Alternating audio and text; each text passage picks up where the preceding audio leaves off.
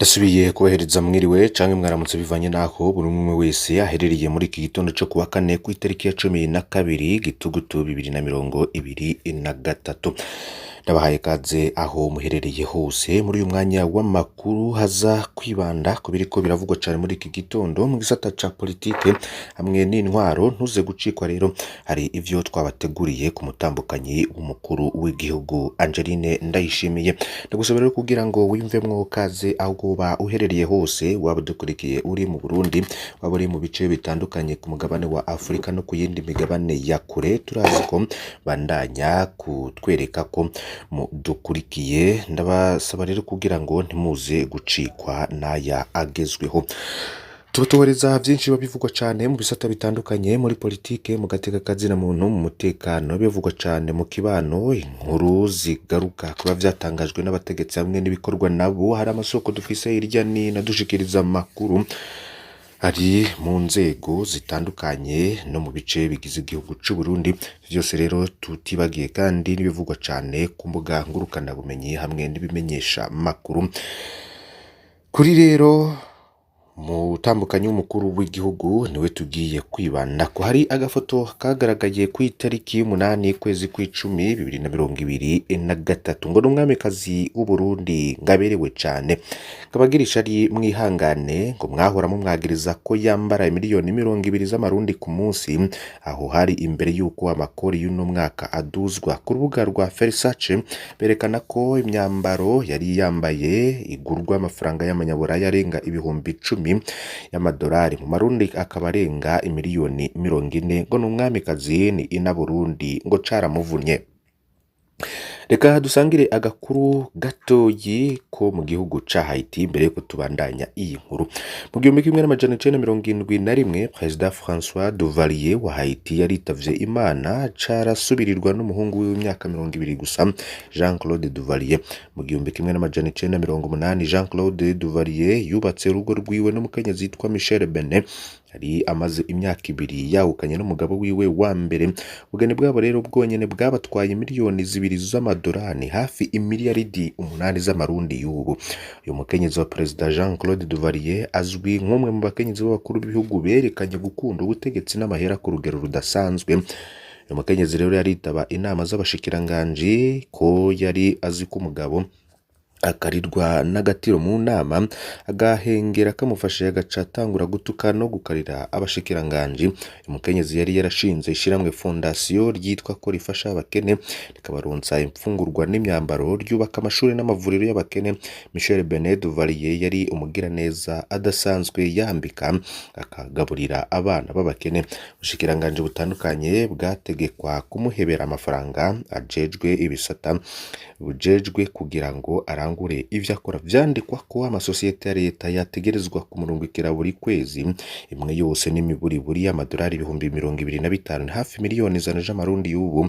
Ayo mafaranga yose rero ntawamenya uko yakoreshwa. Michel Benet Duvalier yakunda kwifotoza ari kumwe n'abakomeye bo mw'isi harimwo nka Papa na Teresa w'ikarikuta, kiraboneke nk'uwemewe ko yitwararika aburo.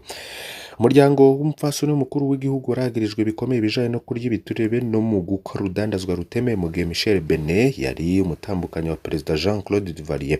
Uwo muryango wararwije amatungo ku rugero ruteye ubwoba mu gihe ubukene bwari ko buriganza muri Haiti. Muri ico gihugu nyene umuryango w'umukuru w'igihugu wama mu minsi mikuru witwara amafaranga menshi cane, abatumire babo bagahabwa ingabire z'amadolari menshi. Ubuzima bwabo ntaho bwari buhuriye n'abanyagihugu babo. Jean Claude na Michel Benet bari bazwi nk'abatembagaje ubutunzi bwa Haiti, bajana amamiliyoni y'amadolari mu banki yo hanze, bagura amazu mu mahanga n'ibindi vyinshi. Michel Benet Duvalier azwi nk'umukenyezi yari afise inyota idasanzwe yo kugura imyambaro izimvye mu mangazini y'Iburaya. Mukezi yama mu ngendo agiye kugura impuzu, ibirato, amasakoshi na za bijou mazu azimvye ya Buraya. Bakunda no kumutwenga ingene yageze aho aja kugura ikoti zimvye cane gizwe n'ubwoya, isanzwe yambarwa mu bihe vy'imbeho ikaze canke hiver i Buraya. Aca agira ikibazo c'ingene yambara iyo koti muri Haiti, mu gihe Haiti ari igihugu gishushe cane. Kugira ngo ashobore kuyambara Bujumbura bategerejwe kumuzanira ivyuma bikanyisha cane ikibanza yarimwo. Hari ingwara yoruta iyo kugera aho umuntu yifuza ibihuzu vy'imbeho mu gihe igihugu gishushe. Inyifato ya Michel Benet Duvalier iri mu vyatumye abanyagihugu bagomuka mu 1986. Haiti yuzura imyerekano y'urutavanako, abanyagihugu bavuga ko bashonje mu gihe umukuru w'igihugu n'umukenyezi we bibera mu konona amafaranga y'igihugu. Kuwa karindwi kwezi kwa kabiri mu 1986, Perezida Jean-Claude Duvalier na Michel Benet barataye baromoka bahungira mu Bufaransa. Mu 1996, sentare yo muri Leta Zunze Ubumwe za Amerika yategetse Michel Benet gusubiza Haiti miliyoni 6.5 y'amadolari, ni hafi miliyoni 30 z'amarundi y'ubu. Ivyo mu gihugu mu Bufaransa hariyo n'izindi manza zimusaba gusubiza ayandi atari make. Akiri mu butegetsi, Michel Benet Duvalier baramubaza impamvu yakunda cane iyo myambaro izimvye cane i Buraya, we yishura ko ari ibintu bisanzwe kandi vyiza ko igihugu ko umupfasoni w'igihugu aba azi gushaza. Yari yitwa umugiraneza, yakunda ibidasanzwe ubutegetsi n'amahera, yarangwa n'imyambaro izimvye ya Buraya, birangira akwegeye Perezida Jean-Claude Duvalier.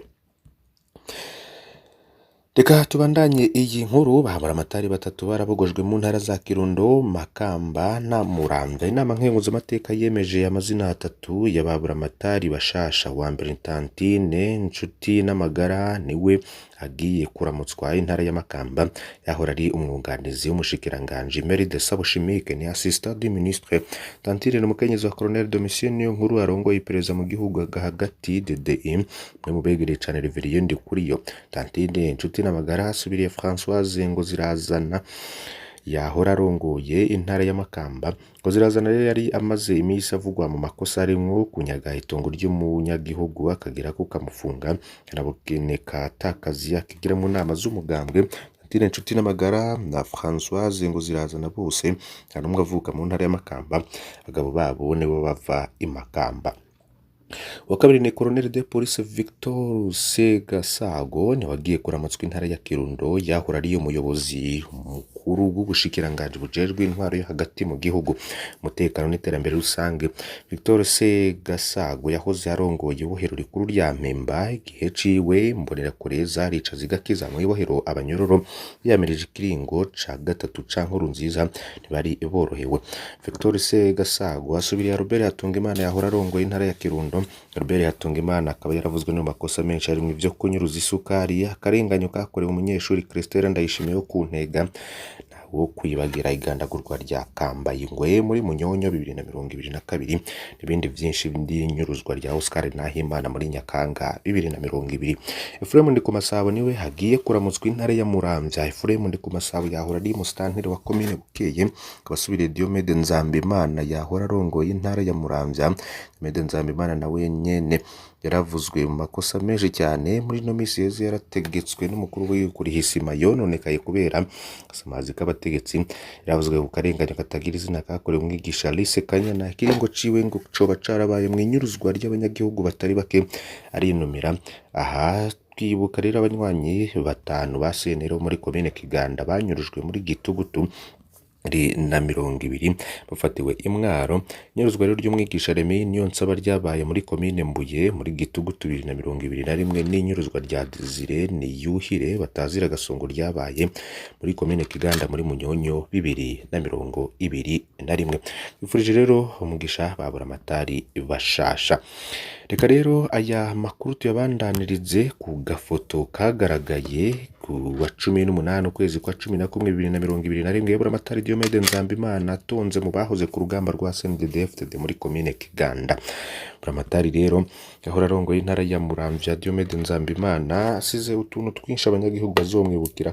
Kuri ino foto muri ko mubona yaratonze ku wa 18 ukwezi kwa 11 hamwe n'abahoze ku rugamba rwa CNDD-FDD ku munsi bita ko hariwe umurwanyi boneka co kimwe na bagenzi we aramukijwe nk'umusirikare. Nta wundi mutegetsi n'umwe ku rwego rwa Baburamatari azwi ahora yifata gutyo. Mu kiringo ciwe Baburamatari Diomede Nzambimana yavuzwe mu bibazo bibazo bitandukanye.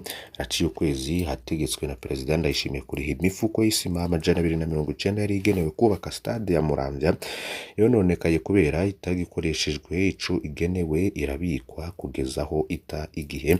Imifuko yose Diomede Nzambimana yari yirishiye hagiye abaye umutegetsi wa mbere ku rwego nk'urwa Buramatari yahawe itegeko nk'iryo mu gihugu c'u Burundi. Diomede Nzambimana yarumvikanye mu audio atandukanye atamuha iteka. Benshi baribuka audio y'umukenyezi wiwe yakiragiye ku mbuga muri 2021 avuga ingene yatawe n'umugabo akamutana abana akaja kwibanira n'inkumi. Uwo mukenyezi rero navuga ingene ubuzima bwiwe bubangamiwe. Bwari ubwa mbere haboneka audio nk'iyo y'umutegetsi nka Buramatari. Ubu ni Buramatari Diomede Nzambimana yumvikaye muri audio y'umwigisha Alice Kanyana yavuga ingene yaronse akazi Buramatari akagaha ubundi hatanzwe raporo y'ibinyoma ko Alice Kanyana yapfuye. Mu nyuma rero Buramatari yumvikanye ko mu yindi audio we nyene avugana n'ujejwe indero mu ntara bahumurizanya ko ico kibazo bazokigenza. Buramatari yaremanga ko ari we azobazwa vyose. Mu kiringo c'uyu Buramatari habayeho cane ivyo kunyuruza abanywanyi b'umugambwe CNL bakabugwa irengero. Abenshi bibuka inyuruzwa rya Sigismo Mpawenimana, Martin Bukuru, Gervais Nteziryayo, Arcade Nimubona na Philbert Ndayiragije muri komine Kiganda batwawe ku itariki 8 ukwezi kw'icumi 2020 kuwa 23 kwa 10 2021 naho hanyurujwe Inyankamugayo Remy Niyonsaba kuwe muri komine Mbuye ku tariki ya 1 ukwezi kwa 11 karanyurujwe n'Inyankamugayo Desire Niyuhire batazira Gasongo yakuwe muri komine Kiganda. Hari n'abasore babiri b'Inyankamugayo Vyemverinda Cayisaba na Jerome Ntakarutimana bava Inamande muri komine Rusaka mu ntara ya Mwaro banyurujwe bafatiye ku mugwa mukuru wa Muramvya baranahafungirwa ku itariki ya 1 kwezi kw'icenda 2020. Abo bose rero ntibigeze basubira kuboneka. Ntaho n'umwe yakurikiranywe. Buramatari nawe yigumiye mu gaciro. Buramatari yari umusenide FTD yiyemera koko nico abantu benshi ko boba bazomwibukirako. Nagusaba rero kugira ngo ufyonde kuri subscribe canke s'abone niba utari wafyonda ko wibuke no kubisangiza abagenzi bawe kugira badacikwa n'amakuru yose dushikiriza. Tumusaba rero nuko mwafyonda kuri subscribe canke s'abone niba mutari mwafyonda ko wibuke no kubisangiza abagenzi banyu kugira badacikwa n'amakuru yose dushikiriza uyu munsi wose kuri imbonesha kuri y'Umuhuza TV. Imana ibahezagire.